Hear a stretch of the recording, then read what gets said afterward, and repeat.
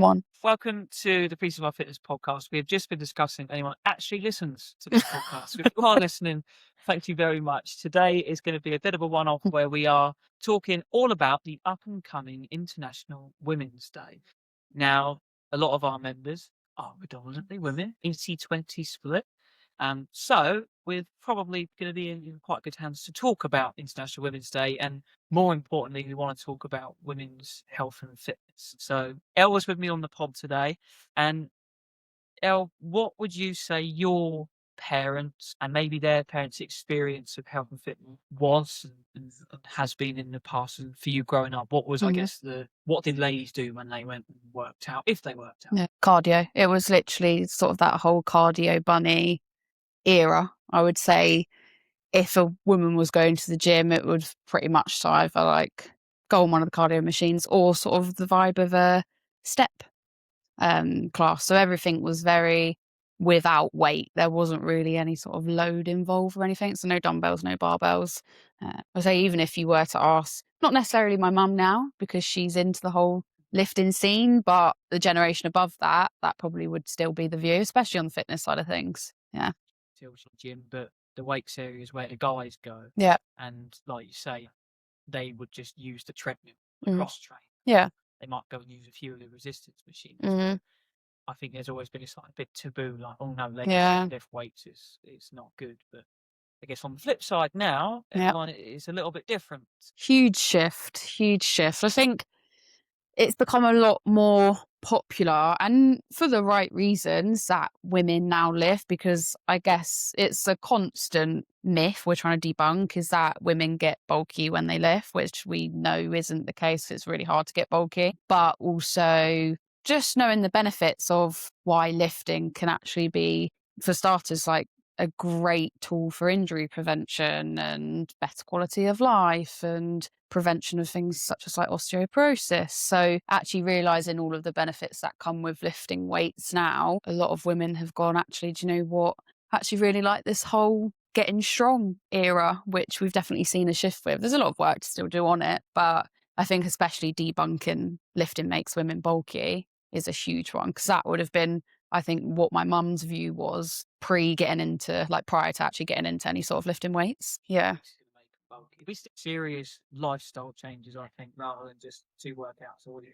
Oh, it goes way beyond just what you're lifting in the gym, like going up by 2.5 kilo or 5 kilo on a specific exercise isn't going to be the catalyst in what makes you bulky. It's, as you said, everything else surrounding that, particularly food and everything like that. And I guess linking that in with what maybe an older view of nutrition would be is that assumption of, women need to eat a hell of a lot less than men, but also carbs are the enemy, and trying to now present day debunk all of that and actually know that carbs aren't the enemy and you actually need to fuel your sessions in order to see any sort of progress in them. I think it'd be Yeah. Does anyone that's listening I still think it is very common that 100%. don't fuel themselves Yeah. enough or correctly. I guess putting you on the spot a little bit. Yeah. What happens to someone if they aren't eating enough calories? So they've been told, or they've decided, I'm going on a holiday, I want to lose some weight, so I'm gonna eat less. What actually happens to that individual if they do eat way below what? Yeah. You put your body under so much stress. If you're still trying to train at the same intensity that you were, you're more likely to get injured. Actually, you might find that, well, you will find your muscle mass decreases as well. So that whole, I guess, quote unquote toned look that people are looking for, you're less likely to achieve that with actually eating less, because you're not encouraging, I guess, that muscle growth element of training, because you're not fueling yourself enough pre and post training to see any increase in muscle mass, but also your energy levels are just on the floor. You can't come into sessions and put any sort of high level effort. Therefore, weights you're lifting are probably going to be lower as well. So really, it's all negatives when it comes to actually, do you know what, I'm just going to stick myself on 1,200 calories. I feel like between sort of 1,200 and 1,500 the buzz range. That's what most people, especially women, I would say, gravitate towards. I don't know why. I genuinely think it's ingrained in us. Media, like magazines, everything like that. It's like, eat less, you'll look better. and it's just not the case. in Yep. things like because you want to look better. Everything just goes down the drain, really. Maybe I do need to start lifting weights, or maybe I do need to approach it. I think as you get older, things that come with that being it's not as comfortable to move as much anymore. There's discomfort in how you move, maybe sort of like menopause phase as well, problems that come with that. There's that shift of actually exercising, specifically strength training, um, is kind of what can, I guess, get you out of that hole. I think it's a lot more popular in the media. I'm seeing women lifting now as well. But I'd say like the shift being, I don't know, maybe that's self-realization of maybe you've seen somebody do it online, or a GP's recommended that you go to the gym and you start lifting for reasons such as prevention of osteoporosis, etc. And then that's sort of your stepping stone into, okay, I'm going to start actually strength training and lifting weights. That's what I'd say anyway, unless you had anything different from that. She likes to tell us.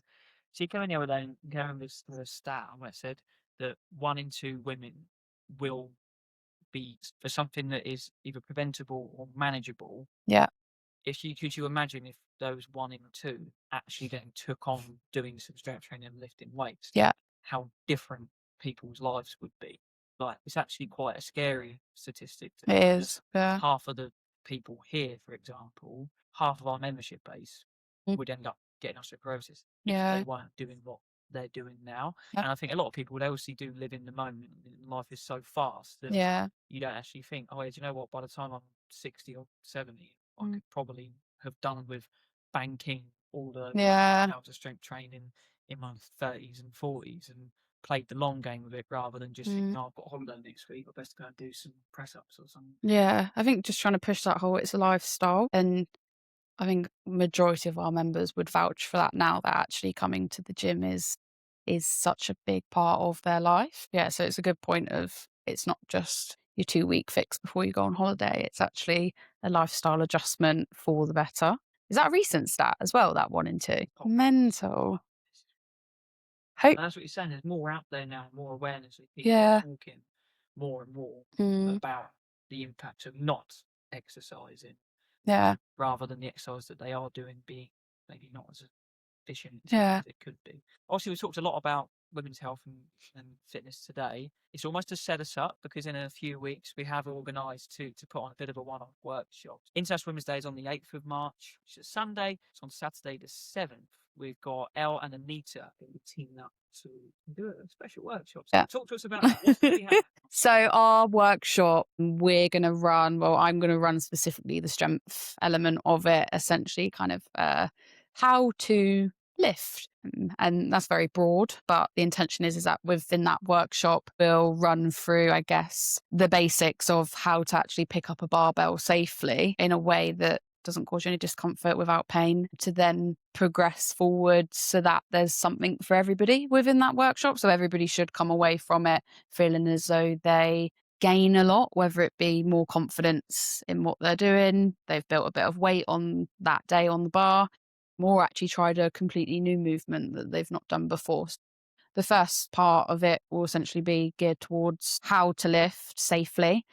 And then I think we're going to do a bit of a breakout, have a chat, just like a good opportunity to answer any questions or just have a chat with everybody, good community vibes. And then Anita is going to lead sort of like how to breathe properly when it comes to using your core, and how to, I guess, engage your core properly, everything that relates to the breathing side of things through a Pilates session. It'd be a great opportunity for the members to have Elle and Anita in a different environment to what we would normally. It's the opportunity to work on your strength training, which is what this whole pod's been talking about. And as Anita, those of you that have done it now know her passion for Pilates, how, again, the difference between, do you know what, you've got to do sit-ups all day long to achieve this defined look with your stomach. Actually, for women, it's probably not the wisest thing to be doing. She will then be guiding you through how to actually use your stomach muscle. So yeah, super exciting stuff to look forward to. Yeah, can't wait. I don't have anything else to add, so we'll wrap this one up. But if you are interested, it is on the 7th of March, which is Saturday night as well. Drop us a message to get involved. See ya. Bye. Bye.